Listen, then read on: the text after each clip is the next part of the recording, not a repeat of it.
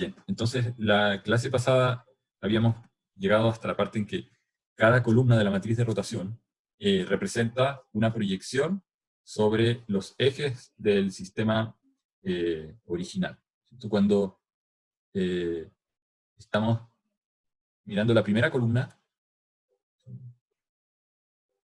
lo que obtenemos en esta columna es el vector de un marco rotado referido al sistema que no está rotado. Entonces, supongamos que este es I0, J0, K sub 0, y tenemos un sistema que está rotado, J, rotado, I rotado, y este sería ortogonal hacia adentro. K rotado. Entonces, este vector I rotado lo podemos escribir con sus proyecciones en el eje I0, en el eje K0 y en el eje J0. Entonces, tenemos que proyectarlo. Y la proyección era el producto punto con ese vector de referencia. Entonces ahí tenemos productos puntos que corresponden a las proyecciones, en este caso, digamos, de la matriz, o sea, del vector IR sobre el eje I0, el vector IR sobre el J0, del vector IR sobre el K0. Si después nosotros calculamos la traspuesta, en realidad este término pasa para acá y toda la primera fila pasa a ser la primera columna. Entonces, vemos que en el caso de la matriz traspuesta, o de esta matriz R', que es lo mismo que la traspuesta, estaríamos guardando en las filas la proyección del eje Y rotado con respecto a los ejes originales del sistema no rotado. Ahora, como les decía, lo más fácil es pensar siempre en torno a los ejes conocidos I, J, K. Si vamos a rotar en torno al eje X, entonces lo que no cambia es la componente X, la componente a lo largo de Y.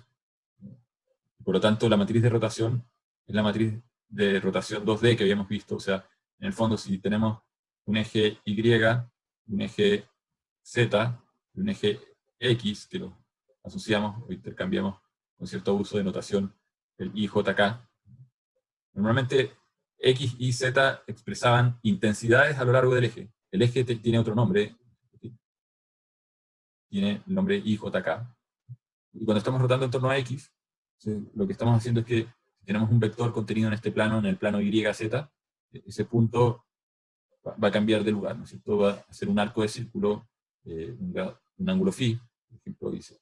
Y para esta transformación ya habíamos visto que lo que teníamos que usar era una matriz de rotación coseno de phi, menos seno de phi y coseno de phi.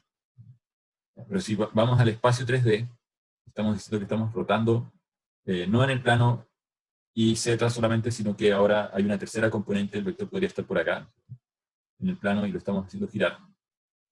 Pero estamos girando en torno al eje X.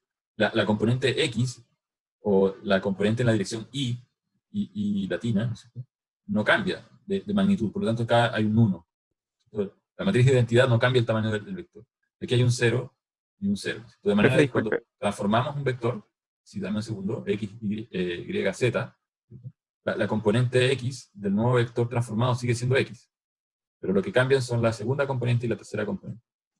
Sí, dime. Hay que cuando estaba explicando las partes, o sea, la función de coseno menos seno de phi, justo se quedó pegado al video y no alcancé a entender muy bien. Si podría explicarlo, ¿no? Please. Ya. Entonces,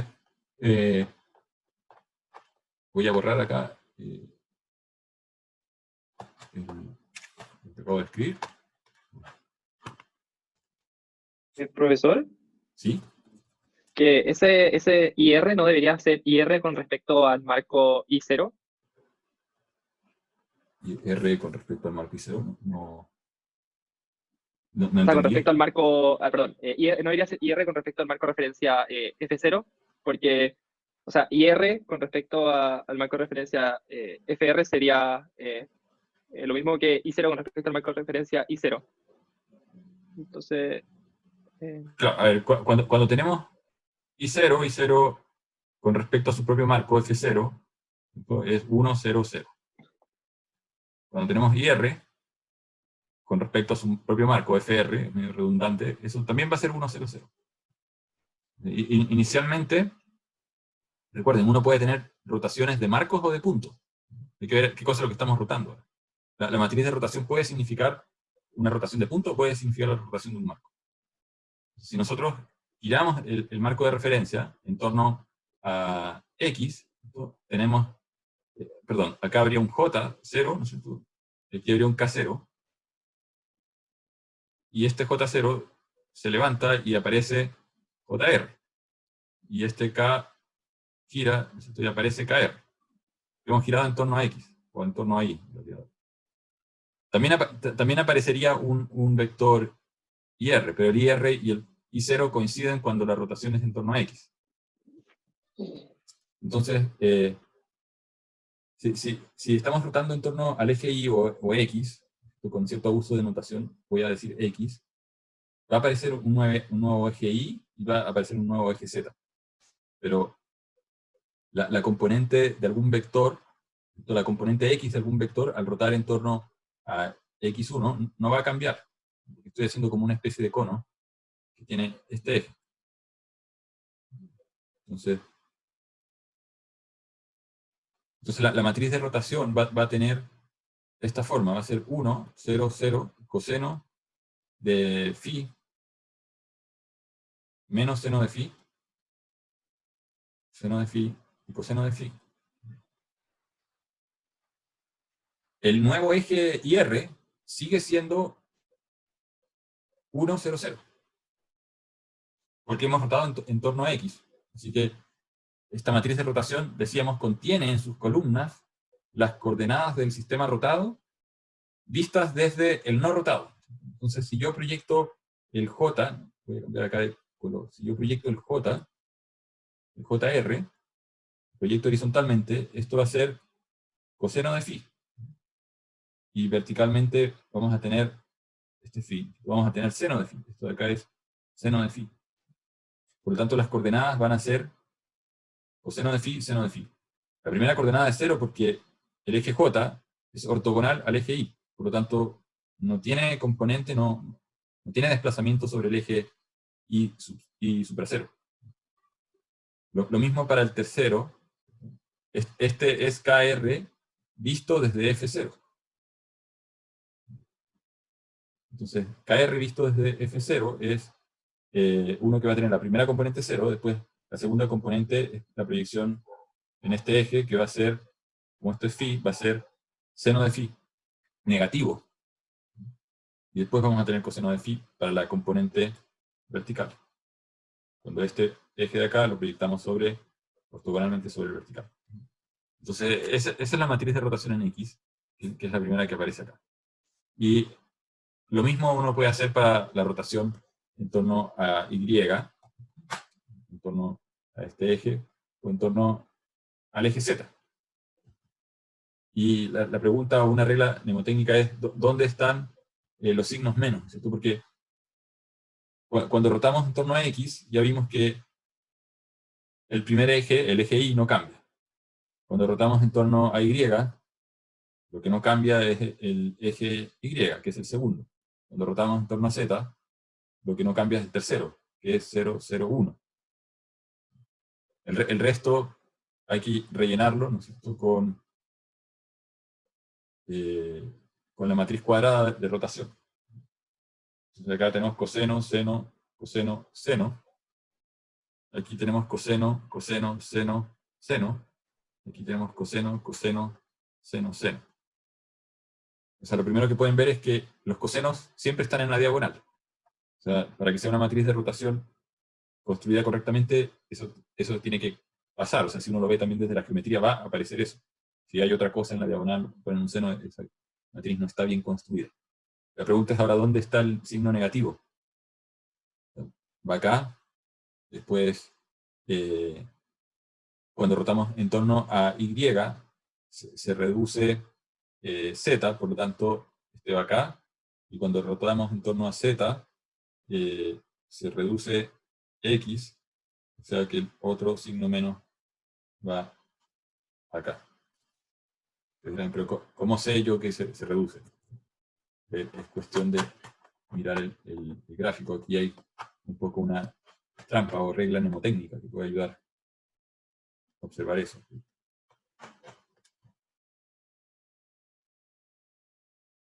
Profe, una pregunta. Cuando dice que se reduce, ¿significa que como que el ángulo se achica con respecto a donde estoy rotando? No, el vector se achica. Ya. O sea, si yo, para que lo vean, cuando, entre comillas, se achica, no se achica el vector, es aquí un poco una manera de verlo. Si giramos en torno a x, este vector I1 se achica en la componente x y se agranda en la componente z. Cuando escribimos la matriz de rotación 1, 0, 0, 0, coseno, menos seno, 0, seno, coseno, en el fondo, si yo le aplico esa matriz de rotación al vector j original, el j0, ¿cuánto valía el j0? Valía 0, 1, 0. Entonces, me va a salir un nuevo, este va a ser el j rotado, porque este de acá era el j original. Este sería como el j rotado. El j rotado va a tener un nuevo valor en la componente j, que es más pequeño.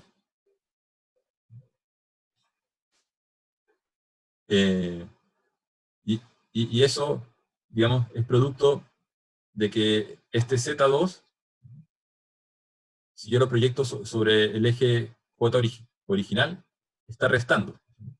Y esto retrocedió. Pero si antes esto valía 1, ahora vale algo menos que 1, coseno de phi. Y vemos que se achica de partida, por eso yo digo se achica visto desde el sistema que no gira, porque he visto desde su propio sistema el vector unitario es el vector unitario, o normal, y no cambia de tamaño. Entonces se hace más pequeño porque está el coseno de phi achicándolo en la proyección, pero además se reduce, o la componente, la segunda componente, ¿no es cierto?, la que va acá, tengo la primera, la segunda y la tercera, la segunda componente se reduce porque Z2, al proyectarlo sobre el eje horizontal, está restando, está proyectándose sobre el lado negativo. Por lo tanto, aparece el signo menos acá. Entonces, si yo tuviese un vector que no es el J0, sino que es una combinación lineal de Z1, o sea, de Z0 y J0, tengo un vector que está por acá. Ese vector, supongamos que se llama el vector P. El vector P va a ser, si está contenido en el plano JK, va a ser un vector que va a tener una componente, supongamos, beta J0 más gamma K0. Al aplicar la matriz de rotación en X, en el fondo tengo que aplicárselo a todo esto, rotación en X, y eso significa que voy a tener beta por rotación en X de J0 más gamma, matriz de rotación en X, multiplicando a K0. Pero J0, ¿qué cosa era? Era 0, 1, 0. ¿Y K0 qué era? Era 0, 0, 1. O sea, aquí en el fondo estoy extrayendo la tercera columna de la matriz de rotación. O sea, estoy sacando la tercera columna, y en esta operación estoy sacando la segunda columna de la matriz de rotación. O sea, estoy haciendo una combinación lineal de estas dos columnas. O sea, de la columna... O sea, en el fondo, este Rx, J0, no es otra cosa que el eje J rotado. Y este de acá no es otra cosa que el K rotado. O sea, estoy diciendo que el vector rotado es la combinación lineal del J rotado más gamma del K rotado. O sea, por un lado quiero que vean eso, que al aplicarle a una combinación lineal, de vectores. Una transformación, en realidad estoy haciendo la combinación lineal de los vectores base transformados. Sí, suena como obvio.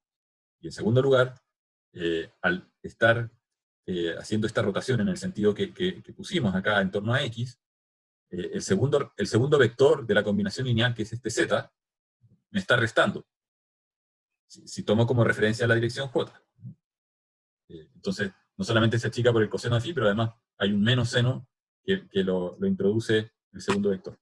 Por eso sé que el signo menos, que al rotar el X, en X, el signo menos siempre está en la componente Y, o en la segunda componente. Ya, perfecto. O sea, ¿qué pasa con la tercera componente? O sea, si yo borro, voy a borrar esto acá. ¿Qué pasa si yo hago esta rotación? ¿Por qué no hay un signo? Uno podría preguntarse, bueno, ¿y por qué no hay un signo menos en esta fila de acá? Porque si yo tengo una combinación lineal de estos vectores base, ¿no es cierto? Del vector base J0 con el vector base K0, y los giro y los llevo a esta nueva ubicación. Entonces, ahora están girados y están puestos acá. Y estos los proyecto, ¿cierto?, sobre el vertical. En este caso, los dos me están sumando, ¿no es cierto? Este me hace un aporte, y este de acá me hace otro aporte, y los dos sumados me dan el resultado de la tercera fila. Pero en el otro caso, cuando proyecto sobre este eje, uno me aporta en positivo y el otro me aporta en negativo. No sé si lo logran visualizar de esta manera. El mismo ejercicio, si lo hacen con respecto a los otros ejes, se van a dar cuenta que al girar, en este caso, al girar en torno a Y, o al eje J, el eje X como que baja del plano XY, se mete hacia adentro o por debajo. Por lo tanto, este aporta negativo y este aporta positivo. El de acá aporta la proyección positiva y este de acá aporta la proyección negativa sobre el eje Z. Estamos mirando qué pasa con el eje Z. Por lo tanto, al girar en torno ahí, el que tiene el signo negativo es la tercera fila de la matriz. Es esta fila. La otra, en cambio, se mantiene con las dos componentes aportando en forma positiva. Entonces, esa es una manera de saber cómo armar la matriz. Dicho de otra manera, también, uno cuando giro en torno a X, visualmente pareciera que el eje Y original se acerca al Z. Por lo tanto, en la fila Y, columna Z, pongo el menos. Cuando giro en torno a Y, el Z pareciera acercarse a X. Por lo tanto, en la fila Z, columna X, fila Z sería la tercera fila, columna X, pongo el menos. Cuando giro en torno a Z, entonces el X se acerca a Y, y por lo tanto, en la fila X, Y, pongo el signo menos. Si vamos a esta matriz, en la fila X, Y. X es fila 1, Y es columna 2. Entonces, esa es una regla mnemotécnica, ¿no?, de dónde poner los signos. Eso es lo que acabo de explicar, está explicado ahí, lo pueden leer después con más calma. Y entonces, bueno, ¿cómo construimos rotaciones más complejas? Y las rotaciones complejas se pueden hacer de dos maneras. Siempre podemos rotar en torno a los ejes del sistema que está fijo, del sistema que está externo al que gira. El externo lo estábamos llamando I0, J0, K0. Pero también podemos rotar consecutivamente con respecto al sistema que ya rotamos. Entonces, cuando hacemos rotaciones en este segundo estilo con respecto a los ejes que ya están rotados, esas rotaciones se llaman rotaciones intrínsecas. También es importante hacer esta aclaración porque hay que tener cuidado. Hay textos que usan rotaciones intrínsecas para definir los procesos de reorientación de cuerpos, de objetos. En aeronáutica, por ejemplo, en ingeniería aeroespacial se usan típicamente rotaciones intrínsecas, pero en simulación y en juegos de computador se utilizan rotaciones extrínsecas, porque todo está pensado como desde la mirada del observador o del espectador del juego.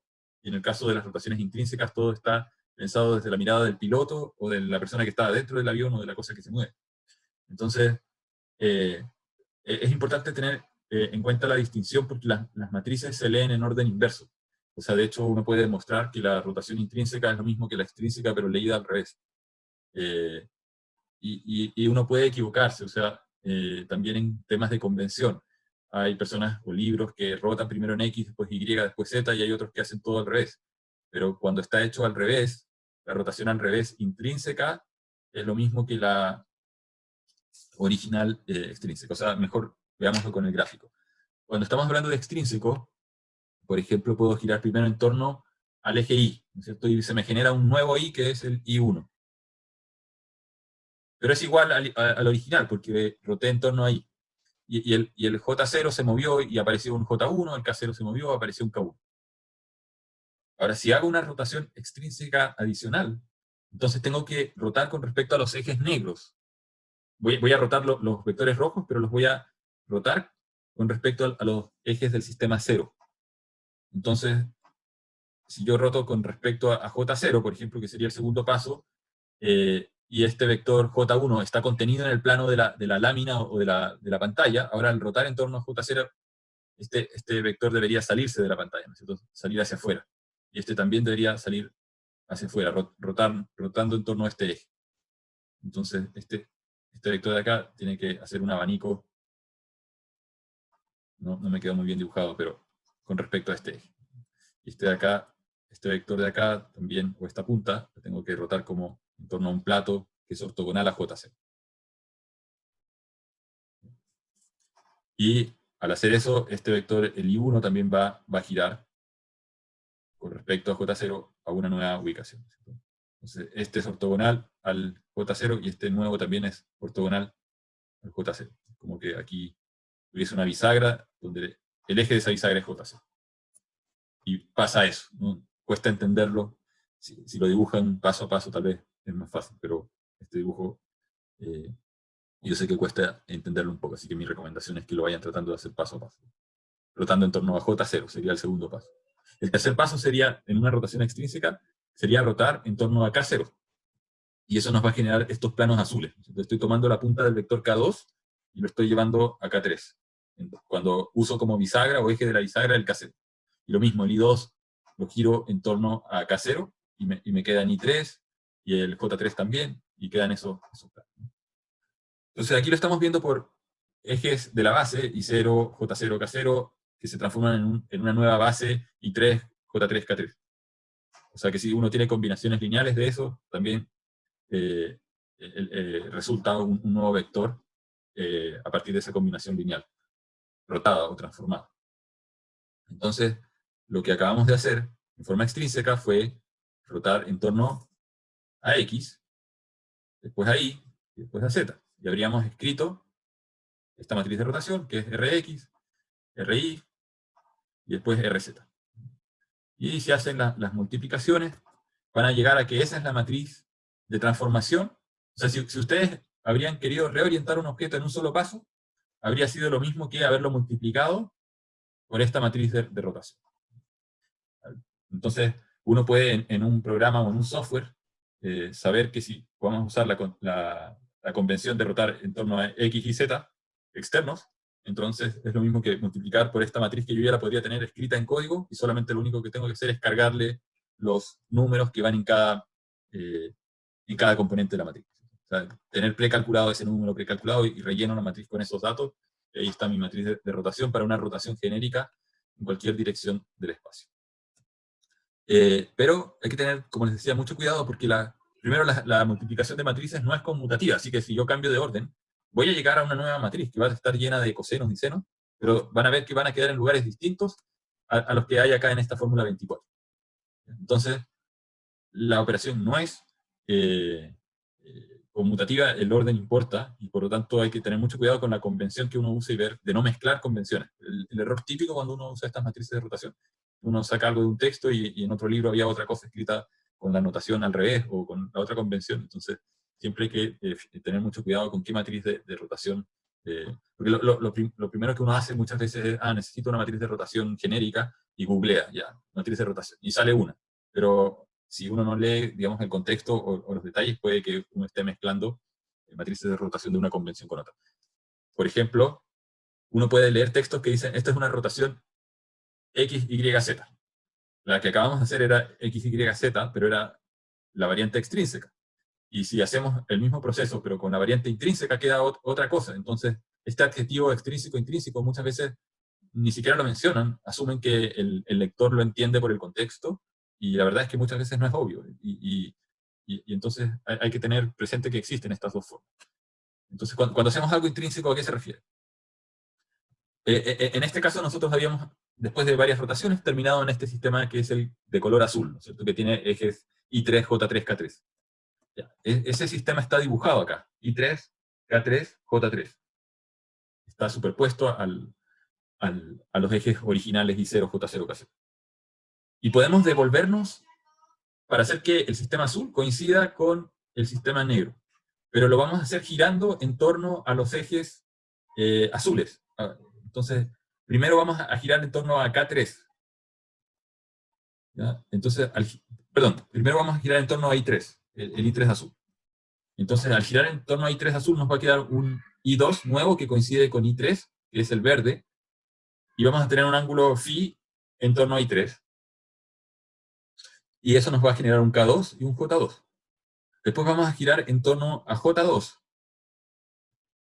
Y si giramos en torno a J2, aparece un J1 que coincide con J2, porque gira en torno a ese, aparece un I1, y aparece un K1, que lo hice coincidir con el eje K0. Entonces, estábamos ahí, giramos primero en torno a I3, ¿para qué cosa?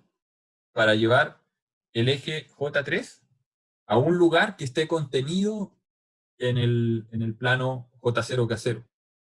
¿Ya? Entonces, cuando ya el J2 está metido dentro del plano J0K0, ahora se puede girar en torno a J2 para llevar el K2 a coincidir con el K1, o sea, se puede girar en torno a J2 para que genere un K1 que coincide con K0. Y finalmente, se gira en torno al K1 para generar un vector I1 que se mueve hasta coincidir con I0. También esto cuesta un montón visualizarlo, pero básicamente son los pasos como para devolver el sistema azul a coincidir con el sistema negro, o sea, con el sistema I0J0.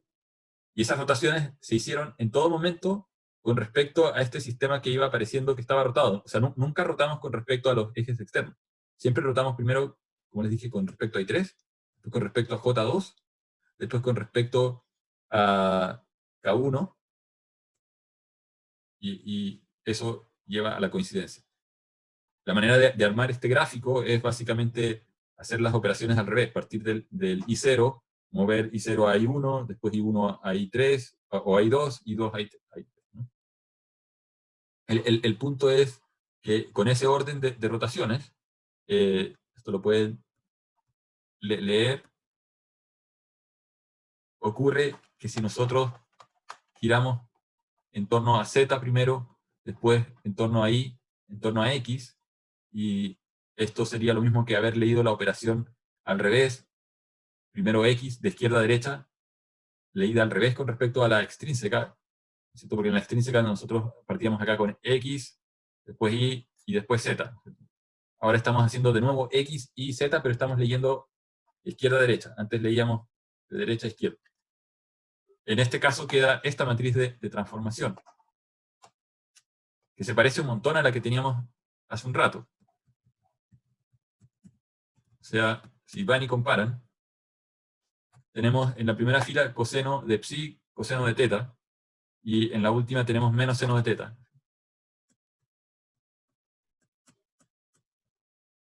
Y ahora aquí tenemos seno de teta, pero no tiene menos, y aquí tenemos coseno de psi, coseno de teta. En el segundo elemento tenemos menos seno de psi, coseno de teta.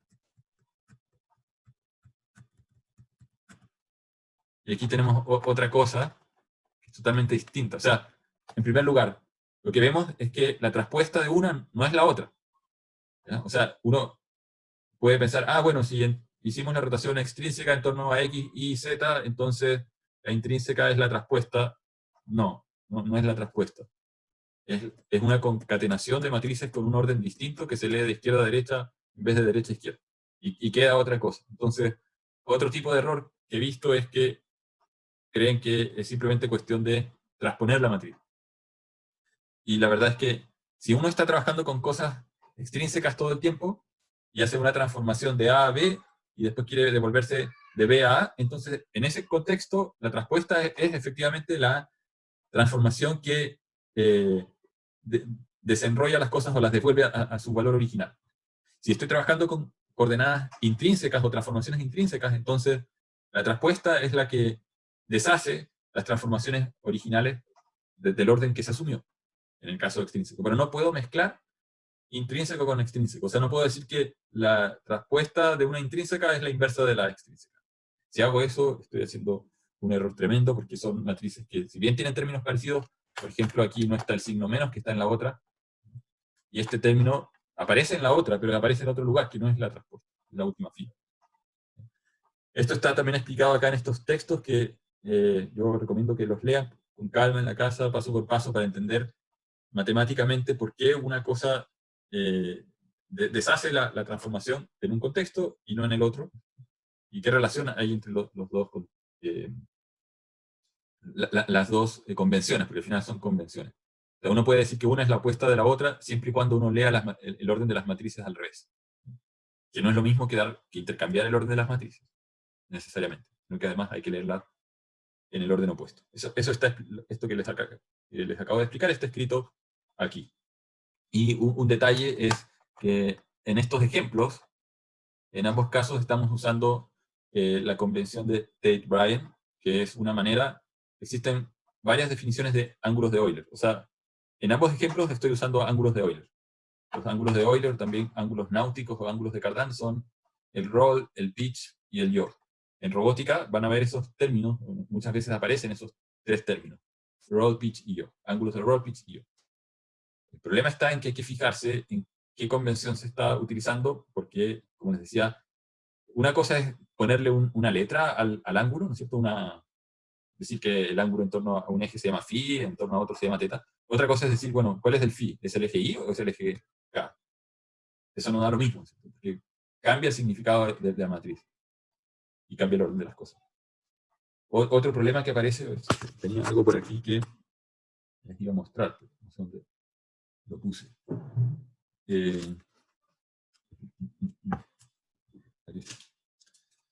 No sé si alcanzan a ver esta navecita. Vamos a usarla de ejemplo. ¿Ya? Entonces, supongamos que yo necesito que apunte hacia la Tierra, ¿no es cierto? Y esto podría ser un satélite, de hecho, que hay que reorientar de manera de que las antenas apunten a la Tierra y los paneles fotovoltaicos apunten hacia el Sol. Y siempre hay que acomodarlos a medida que van girando en torno a la Tierra. El punto es que yo puedo llegar por más de un camino a la misma orientación. Entonces, supongamos que la nave estaba así, de cabeza, en realidad está apuntando hacia mí, y yo necesito que apunte hacia ustedes. Entonces, una posibilidad es girar en torno al eje que es perpendicular a la dirección de movimiento. Y simple. El problema se acabó. Pero ¿qué pasa si los motores para hacer este giro están dañados y no giran en esa dirección? O sea, está apuntando así. Yo tengo otro eje que es perpendicular al plano de la base de esta nave. Podría girar en torno a ese plano.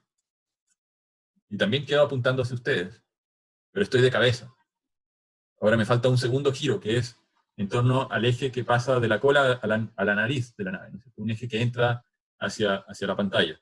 Si hago ese segundo giro, llego a la misma configuración que tenía o que deseaba llegar. Entonces estaba mirando hacia afuera de la pantalla, de mi pantalla, también hacia, y quiero dejarla apuntando hacia ustedes.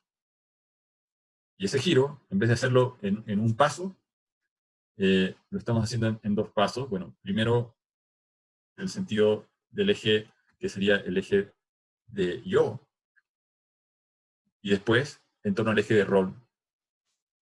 Entonces, hice un movimiento de yo y roll, y quedó exactamente igual que si hubiese hecho un giro en el eje de pitch. En la notación roll pitch yaw, el pitch se refiere a inclinar la nariz. Si yo subo bajo la cabeza, estoy haciendo un pitch.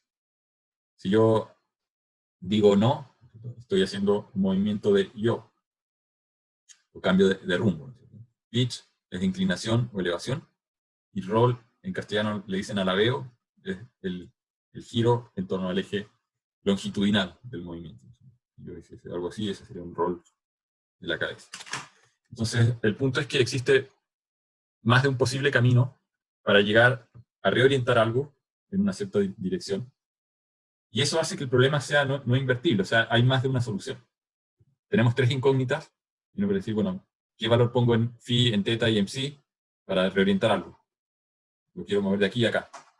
Y como hay más de una solución, entonces la notación usando 3 variables es insuficiente. ¿Por qué hay más de una solución? Porque la matriz de rotación es una matriz de 9 elementos.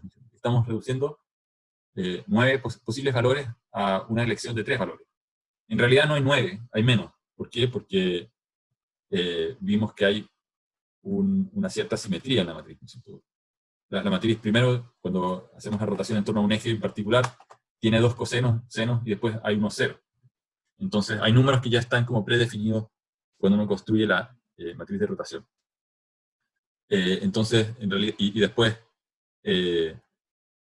está el seno y el menos seno, que en el fondo son el mismo número, pero con signo distinto. Entonces, no es que uno tenga la libertad de elegir los 9 números como a uno le dé la gana, porque eso sería una matriz cualquiera que probablemente no cumple las propiedades de una matriz de rotación. Y la traspuesta, si es una matriz de rotación, tu traspuesta tiene que ser la inversa, o sea, anular la operación.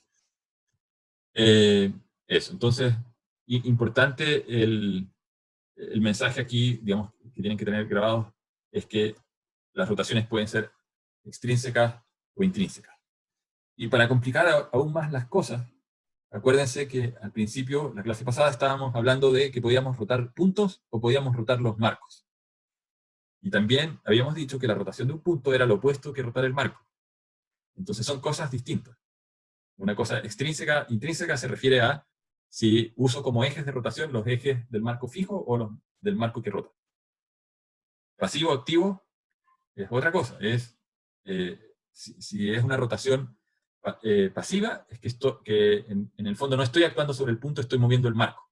No toqué los objetos del mundo real, sino que lo que hice fue girar el observador. Eso sería pasivo. Una rotación activa sería una rotación que transforma los puntos, pero los miro desde el mismo marco. En algunos textos las rotaciones activas las llaman alibi y rotaciones pasivas las llaman alias. Entonces, todo eso, digamos, confunde las cosas porque muchas veces no lo dicen, o no dicen en forma explícita, estamos transformando el marco o estamos transformando los puntos. Y hace poco encontré un libro, bueno, el libro es relativamente nuevo, o sea, ya tiene 16 años, pero este tema de las matrices de rotación es como de 100 años atrás, o más, un poco más. Pero durante mucho tiempo, y hay libros de robótica que están escritos en los 60s, en los 70s, donde nadie dice nada con respecto a las convenciones. Por lo tanto, se producía un poco esta mezcolanza de convenciones que llevaba a error. Y lo que me gustó en este texto que encontré es que justamente menciona en forma explícita de que estas dos convenciones existen, y que hay autores, y ahí cita algunos, usan una, y otros autores, usan la otra. Entonces, el punto, como les decía, es tener presente que están las dos, y muchas veces, hace algunos años atrás, me pasaba que me preguntaban, profesor, vi esta definición de matriz de rotación y la que está en los apuntes es diferente, entonces está mala. Y en realidad no está mala, o sea, ninguna de las dos estaba mala o incorrecta, era solamente que dentro de un contexto o de lo que ese otro libro estaba usando otra convención. Eso también me ha pasado a mí mismo, o sea, viendo apuntes y otros libros, al principio me llamaba la atención de que tuvieran la matriz en otro orden, y después cuando uno empieza a desarrollar a mano, paso por paso, la construcción de la matriz con una convención, después uno realmente se da cuenta que efectivamente, no, aunque digan que son X y Z, no da lo mismo si es que asumieron extrínseco o intrínseco. Ahí es donde está como esta sutileza que hace que las cosas o los resultados cambien. Bueno, las que les mostré, como les decía, están en ángulos de Euler en la forma de Tate-Bryan. Esa es probablemente la que más se utiliza en robótica móvil, aeronáutica, en modelación de drones, de barcos, plataformas móviles. No es la única, pero esa es la que les muestro porque es la que probablemente se van a encontrar más veces. Pero como les decía, hay otras maneras de representar las rotaciones. Una manera es usando estos tres ángulos, ¿no? El phi, el theta y el psi, roll, pitch y yaw, o ángulos de Tate-Bryan. La otra es declarar la matriz propiamente tal, y decir, tengo una matriz que tiene estos números adentro. Y esas matrices a veces salen de usar la fórmula de rotaciones de Rodríguez. Cuando uno define un eje y una cantidad de giro en torno a ese eje, aparece una matriz de rotación. Y en ese caso, esa matriz de rotación, uno no puede decir que sea, o sea, se puede llevar a un análogo en términos de roll, pitch y yaw, que se transforma en un problema matemático de encontrar tres matrices que multiplicadas en secuencia generen la cuarta matriz, que se calculó a partir de otro método. Hay algoritmos para hacer eso, no son muchos pasos. El punto es que esta otra matriz construida, digamos, girando en torno a un eje arbitrario, usando la fórmula de Rodríguez, no tiene ninguna interpretación que uno pueda decir, es que giré primero en torno a X, Y o Z. La única interpretación que tiene es una interpretación directa de haber girado en torno a un eje, un cierto ángulo. Entonces, cuando uno se pone a pensar, bueno, ¿qué cosa significa girar en torno a un eje, un cierto ángulo? Es que alguien me tiene que haber dado del eje, o sea, me tiene que haber dado tres números, y me tiene que haber dado un cuarto número que es la cantidad de giros. Por lo tanto, esa otra representación tiene un dato más que la representación de roll, pitch y yaw. De partida ya no es igual. Y finalmente, al aplicarla, me aparece una matriz. Por lo tanto, otra persona podría decir, en vez de darte tres números de eje y una cantidad de ángulo, podría darte la matriz directamente. Y ahí tengo 9 números, ¿no es cierto? Es una matriz de 3×3, hay 9 números. Aunque, como les decía, hay algunos que están repetidos porque como son matrices que cumplen esta propiedad de que la inversa es la traspuesta. Entonces, el punto es que la información de la rotación está contenida en una matriz de 3×3 o 9 números. Y entonces la pregunta que surgió, o que surgió hace también casi cerca de 100 años atrás, un poquito más a principios del 1900, es ¿cuál es la cantidad finalmente de números, la cantidad mínima de números que necesito para poder representar la rotación de manera unívoca? O sea, sin que hayan ambigüedades, o múltiples caminos, como les mostré ahora, que puedo girar acá y al final llego al mismo resultado que girando por otro camino. Entonces, durante la primera década del 900, algunos matemáticos como Hall desarrollaron la notación con cuaterniones, que está muy relacionada a la notación de los números complejos. Entonces, si uno piensa en números complejos, ¿qué es un número complejo? Es un número que tiene parte real más y una parte imaginaria, o J. No sé. Y esto uno le da una representación, ¿cierto? En el plano parte real de Z y parte imaginaria de Z. Y uno dice, bueno, esto es A y esto es B y esto define un vector. Ahora yo también podría definir ese número complejo en términos de la magnitud del vector y el ángulo, ¿no es cierto?, del vector Z, que va a ser arcotangente de la parte imaginaria dividido por la parte real. O sea, el mismo elemento, el mismo objeto o punto en el espacio, lo puedo representar de distintas maneras, ¿cierto? Usando coordenadas cartesianas, usando coordenadas polares, y en este caso, el utilizar cartesianas me permite definir, sin equivocarme, en qué lugar o en qué cuadrante estoy de este espacio, ¿cierto? Porque podría tener B negativo o el A negativo y estar en cualquiera de esos 4 cuadrantes. ¿Qué pasa con la notación polar si es que no calculo el arco tangente correctamente? O sea, si yo tengo, por ejemplo, un número que está en el tercer cuadrante, ¿no es cierto?, con B negativo y A negativo, al hacer esta división, los negativos se van y me quedaría un vector en el primer cuadrante, ¿cierto? O sea, estoy colapsando un problema que en realidad tiene eje X, eje y tiene signo de cada eje, X e Y. En el fondo necesito 4 números, no 2, porque necesito, estoy diciendo que el signo es como un tercer número auxiliar. Tengo la magnitud en A, la magnitud en B, y después necesito 2 signos que definen hacia dónde en cada eje tengo que mirar. Entonces los cuaterniones hacen lo mismo, pero es como una generalización del número complejo en el sentido de que los cuaterniones son de la forma A más B por I más C por J más D por K. Y si este I en números imaginarios era raíz de -1, ¿no es cierto? Y lo definíamos como ortogonal al eje real, bueno, en este caso el I, el J y el K se pueden considerar como 3 ejes ortogonales, y uno dice, bueno, esto codifica algo en torno a cada uno de esos ejes. ¿Cuál es el problema de los cuaterniones? Es que es una abstracción matemática que cumple reglas iguales que las que cumplen los números complejos, ¿no es cierto? Si yo multiplico un número complejo por su conjugado, el resultado es la magnitud del número complejo. Y hay unas reglas muy parecidas para los cuaterniones. No voy a entrar, digamos, a los detalles del álgebra de cuaterniones, pero les comento que existen porque la mayoría de los robots industriales trabajan hoy en día con cuaterniones, justamente para evitar estas ambigüedades de arcotangente de dos números que divididos pierden el signo. Entonces, si uno va a los textos de las operaciones para cuaterniones, uno puede encontrar cómo girar en torno a un eje arbitrario usando cuaterniones, y van a ver, digamos, que hay rutinas ya hechas para operar con ese tipo de datos. Y un último elemento que también es otra generalización de los vectores, porque al final, recuerden de la clase pasada, los vectores no son otra cosa que coordenadas, que las hemos listado con un cierto orden. Y además a esa lista le hemos añadido propiedades matemáticas, algebraicas. Por eso uno dice, tengo álgebra de vectores o álgebra de espacios vectoriales. Cómo se suman vectores, cómo se multiplican, si es que se multiplican, solamente hay ciertas posibilidades, o es una multiplicación con producto punto o con producto cruz, si es que el vector es de tamaño 3, pero no puedo hacerle producto cruz a cualquier vector de cualquier tamaño. Hay reglas. Entonces, hace no mucho, a principios de los 80, Roy Featherstone, que es un profesor que trabaja en robótica, desarrolló una notación que utiliza vectores de tamaño 6, donde las 3 primeras componentes representan rotación y las 3 siguientes representan traslación. También esa es como una manera más avanzada que la típica que uno ve en los cursos de utilizar vectores de tamaño 3, ¿no es cierto?, para representar cosas en el espacio 3D.